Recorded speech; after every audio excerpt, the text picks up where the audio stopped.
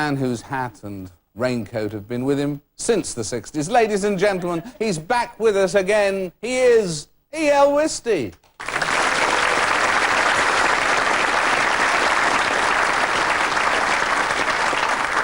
Good evening, fans. As a person who took up early retirement at the age of 20, I'm often asked how I feel in my extensive leisure time. A lot of people seem to be under the impression that I spend the whole day sitting on a bench staring blankly into space. What in fact I'm doing is thinking, trying to work out the great imponderables that have baffled man since time immemorial. Things like, why are we here? Is there a God? And why do convenience food take longer to unpack than they do to cook?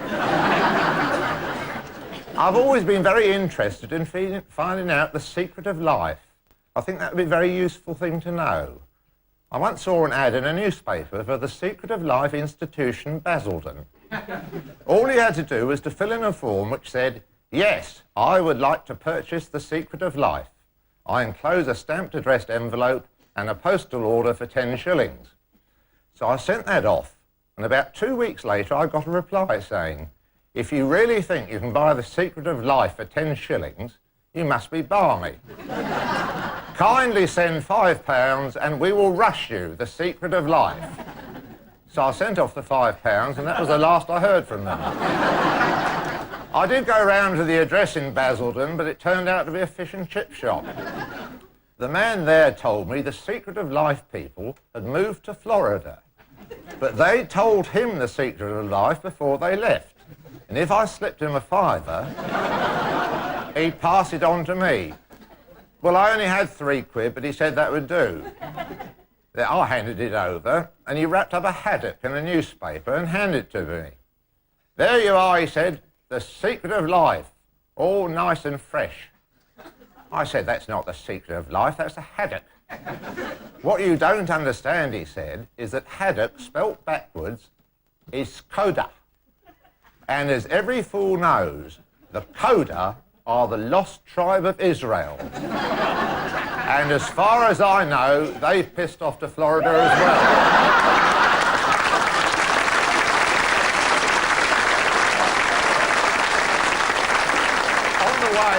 On the way back home, I consoled myself with the thought that at least a nice bit of fish would be good for my brain.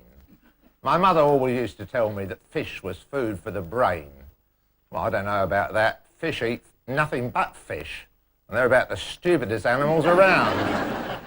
The main trouble with life nowadays is there are so many experts telling us what to do and warning you about dangers you didn't even know existed. I mean, one moment milk and butter and eggs are healthy and life-enhancing, then suddenly they're a deadly threat. Now we're meant to be stuffing ourselves with bran and muesli. We've even got cars telling us what to do. That awful voice comes out of the dashboard. Good morning, Mr. Wisty. The time is 9:15. Please fasten your seatbelt and observe the no smoking sign. Oh my goodness, Mr. Wisty, my computer readout says you are approximately 40 grams overweight. Might I suggest you jog to Maidenhead instead? The pollen count is 47, the temperature is 18 degrees Celsius, and if you want to know what it is in Fahrenheit, you'll have to work it out for yourself.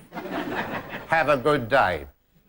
Apparently, the people who live the longest in the world are a load of ghastly old Russians who live in some very remote hills and know nothing about anything at all.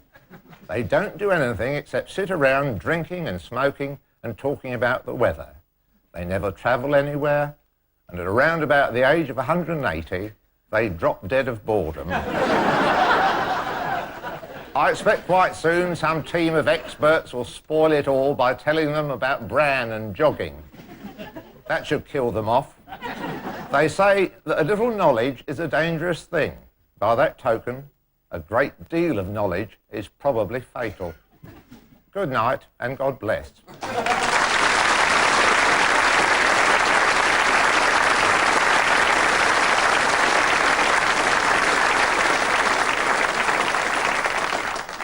Thank you, E.L., and with that, God bless you, notice it's becoming more and more of a message to the nation to help us through the years ahead.